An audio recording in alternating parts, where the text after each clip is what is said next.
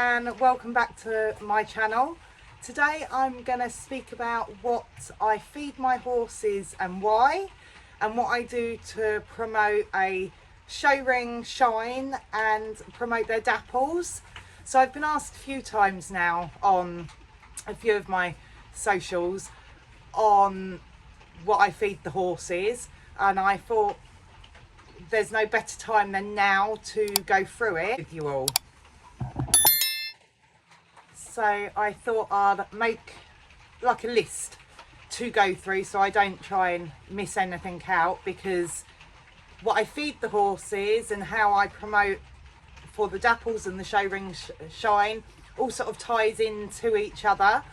So I feel that I might jump from one thing to another and back again.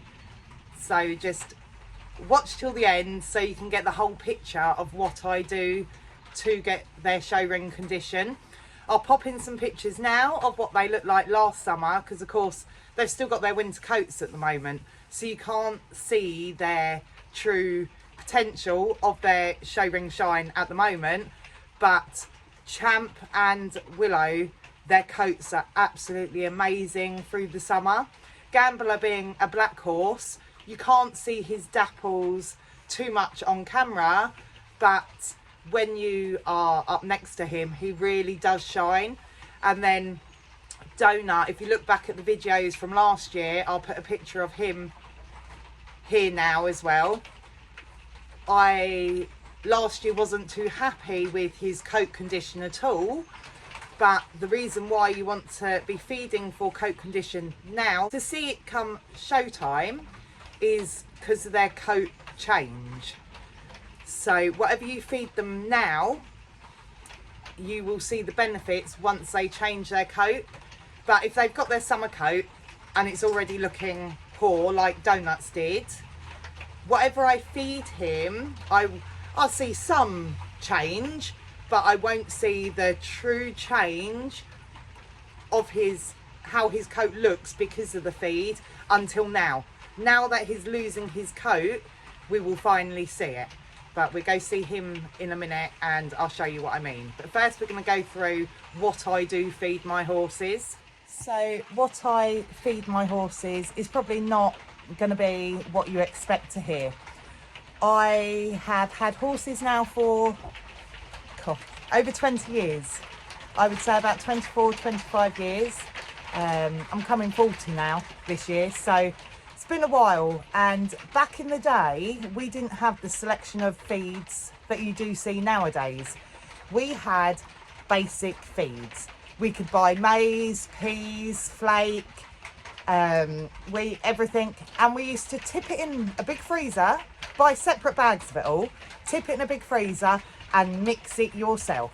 That was how basic the feeds were. And the only supplement we had back in that day really was garlic.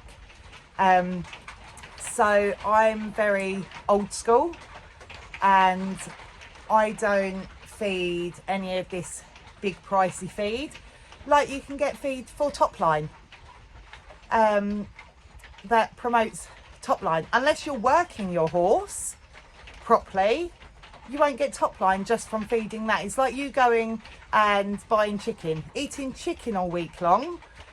If you're not going to the gym, you're not going to see the change. I'm not a gym person, so I think it's chicken that they eat. So I feed basic, but every horse is different. So what works for my horses might not work for yours. But I have 4 horses all on exactly the same feed. So we just go through now what I feed them. So here we have just a basic chaff, a plain chaff. Chaff is just a bulker. There's not much nutritional value to chaff at all. This just makes it so the horses take longer to eat their feed. There's not much goodness to it at all. So I just buy whatever chaff is on offer, or I usually buy 4 bags at a time to fill this up. So I buy whatever the store has got 4 bags of. So at the moment we've got the honey chop, I think it's the apple flavour. But yes, I just buy a cheap basic chaff. That's all they have. So the horses, they all get varying amounts of chaff. Willow doesn't get as much chaff, nor does Gambler, but Donut and Champ get more chaff, just because I want them to take longer to eat their dinner. Donut being young, and Champ will wolf it down so quickly. So this just slows them down a little bit. So with the chaff, I then give them a mix over in this one. And again, it is just a cheap, basic mix. Our local tax store makes this one itself. But what I find with mix is you want it to be dry and full like that. If it's sticky, it's got far too much molasses and sugars and added stuff. So you just want a dry mix. This is basically, back in the day, what we would have made up. You can see there's flakes, there's pony nuts, there's maize in there, peas. This is what we would have made through all those separate ingredients back in the day. And that is all I feed them. A plain chaff and a plain mix. I do feel less is more. I also don't feed any supplements. The only added extra that I put in their dinner is this. Oh, hold on. Corn oil. That just, oil of course helps promote a healthy shine, a healthy coat, good for their joints, and corn oil is pretty fattening.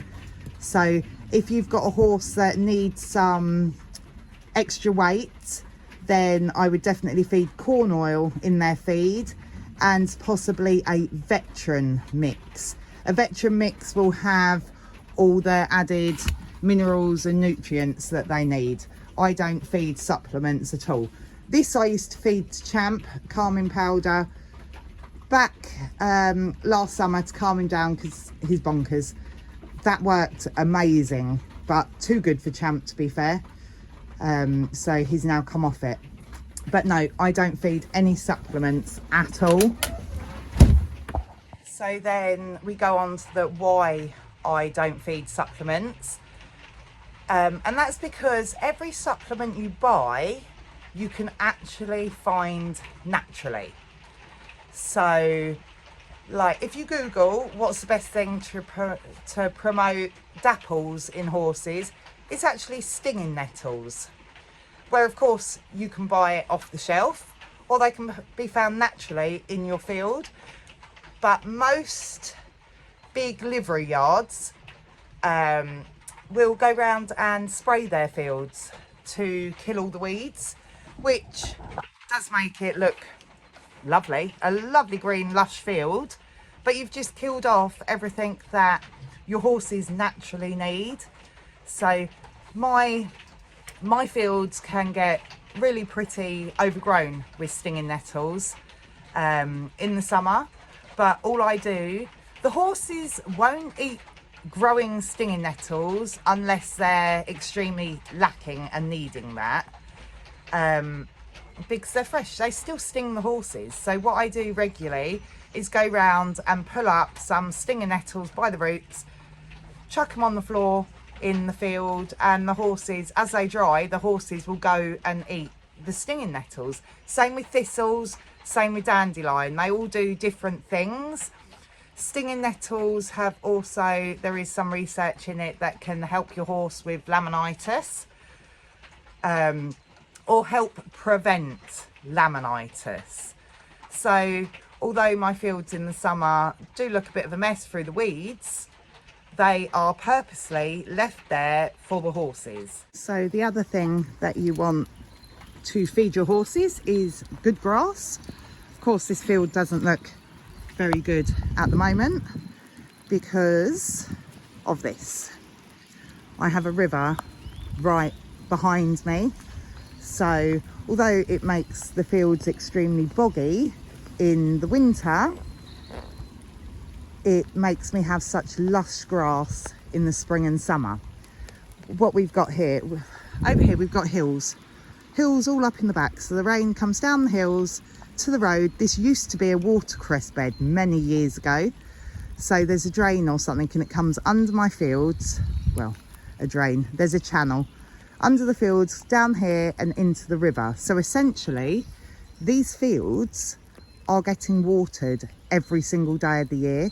So yes, it makes it boggy and muddy through the winter. Pros and cons to everything, but in the summer, I get ridiculous grass. I've got 3 paddocks.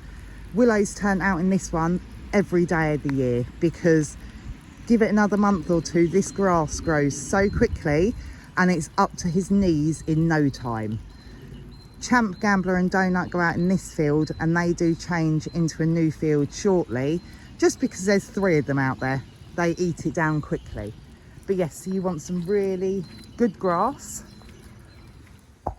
And then mine are fed haylage all year round, just because I feel it's better for them. It's easier to store because it's in the plastic wrapping, and it is actually cheaper, but it's got more sugars in it for the horses. But you also want to make sure your horse is wormed adequately. If they're not feeling 100% inside, it will show on the outside. If your horse has a dull coat or hangs onto its winter coat far too long, my first point of call is to worm them. Although in a previous video I did say that Gambler holds onto his winter coat, not that way. What I mean by that is Gambler doesn't shed until one weekend. He goes, oh, I don't want it no more, and the whole lot comes off in one go. Whereas all the others are starting to shed their coats now. Gambler's not losing a single bit. He would just decide one day and it all seems to come off in one go. But if your horse still has its winter coat, come May, June, July, worm them, because when they're wormy, the food can't do what it needs to do and they will just hold on to their winter coat. So then I will try and show you what I mean by Donut. You're sleeping. Are you going to let me show you? Laying down. Hey? Good boy. Are you going to say hello? Donut, when we got him, had a really rough, scraggly winter coat. And it's just starting to change now. It's still not the best coat that I want for him, but now he's losing his coat and has been fed what I want him fed all winter. Yes, hopefully we will see a nice shine to his coat now, once we lose all this rough old hair, because the hair's technically grown already. So now we've put good food into him, it will show. Of course, it will show a little bit onto the old coat, but you're just masking it really. So we will see the true goodness come out in his coat with his summer coat. Hey? Hey, baby. You're gonna get up. Oh, that's a big stretch. And he's still not been bathed yet. He hasn't been bathed since last summer. But you can see his, oh, have a big stretch. Let's see if we can see more on this way with the light. It just still looks, of course he hasn't been bathed. It's not going to be clean, but it just looks a bit dull. I'll go and show you Gambler, hold on. Hey Gamby, what I mean by this is, oh, it's not going to focus now. Gambler, he was actually bathed Sunday, and he's been turned out naked since. Why is it not focusing? Yeah, he's been turned out naked and just has a brush off each day. But even his coat, you can see the shine on it, even still having been turned out. I could take him to a show today just with having a good brush. And as I say, black horses, try and get the light on it. Black horses are hard to get a shine on. Hey? So yeah, so just takes good food and time. If you feed good food now, you're not going to see results within the first few weeks. You need to give it time. So then brings me on to the grooming. Feed will do a lot of the work for you, will give them shine, and feed does a lot. Rugging doesn't do anything. Rugging, all it does is lies your hair flat, so it looks better than a horse that is outside naked. Of course, their hair stands up to help keep them warm. Rugging your horse will keep them warm and lay their hair flat, but it does nothing for making them lose their coat. That's daylight that makes them change their coat. So that then brings us on to the grooming, and I think it's misunderstood. Grooming plays a very big part in how your horse looks, their muscle definition. My horses get groomed at least twice a day, but what I mean by that is before they go out of a morning. They've not gone out today because they're doing roadworks in the front of the field. So, but before they go out of the morning, I use a rubber curry comb over their coats. It promotes blood circulation and it will help with muscle build up and also help lose their coat. So they are rubber curry combed every morning before they go out. Just a quick 5 minutes. I'm not grooming them properly before they go out in the field and roll in the mud, but it just helps to pull out any loose coat, gets blood circulation around, and then promotes muscle build up. So they get a rubber curry comb over them in the morning, and then they usually all come in muddy as hell. And then before I ride or exercise them of an evening, they're given a good brush. Horses, you breathe through your skin, so if the horse is not groomed and they're dusty all the time, it does affect their breathing to some extent. So they're all given a good brush off in the evening. Regardless, they get a really good brush off if they're being worked. But like Donut, his too, he doesn't get a full brush off every single day.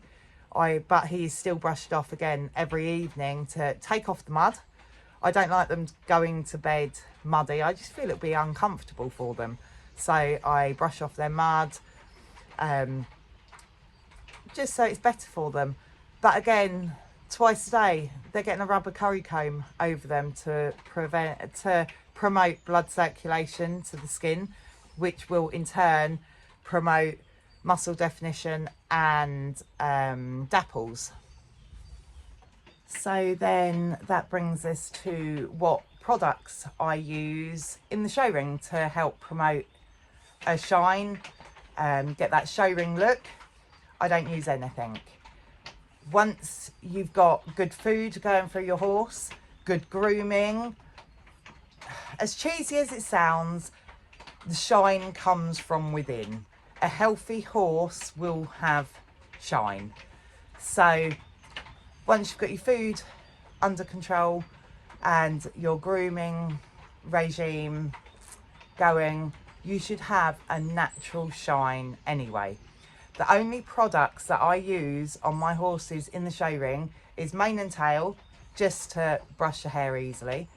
And I use a highlighter gel on their muzzle and their eyes. I do not use any coat shine, anything like that on their body.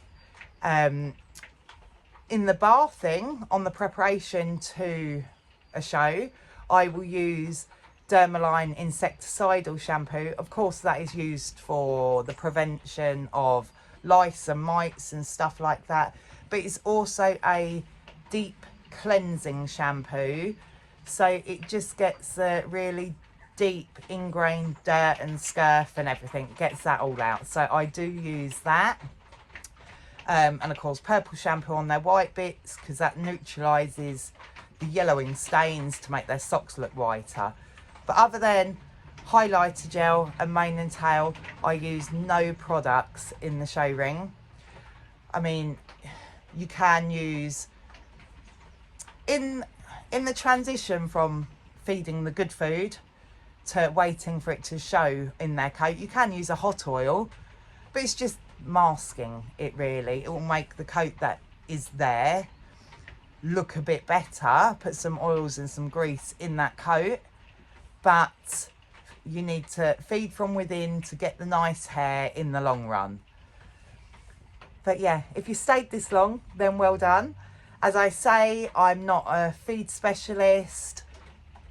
This has worked for my horses. It might not work for yours, but as I say, I've had horses 20 years and I've tried different feeds, I have, and I've never felt that I got any different results. If I need, Willow does a lot of high competition, he's in a lot more work come summertime. If he needs more energy, then I feed him oats. He doesn't get het up on oats.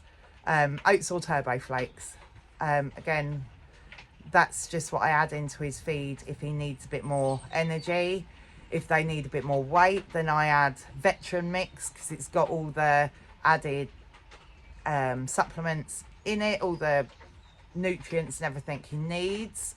Donut, I'm not a lover of a young stock mix. If you read the ingredients in that, there's a lot of oats that are usually put into that sort of stuff, and being a youngster, he doesn't need oats, definitely not. So every horse is different. It is trial and error. You will have to see what works for you and your horse, but grooming is one of the best things you could ever do for your horse, for their skin, for their coat, for a show ring shine. Grooming and good food is the #1 things. Also, what I forgot to add earlier, so I'm going to add in here now, is horses have a relatively small stomach. So if you need to put weight on your horse, split the feeds up. If you have a skinny horse and you think he needs a lot of food, it's no, they have a small stomach and essentially they will poo out all the feed that they don't need. So you are technically putting money down the toilet. So split your feeds up into 3 or 4 smaller feeds throughout the day so that they can take the goodness that they need from each little feed instead of just pooing it out. So that will just help promote weight gain. If you like what you see, please like and subscribe, and if you have any questions or comments, then leave them down in the comment box below. But thank you.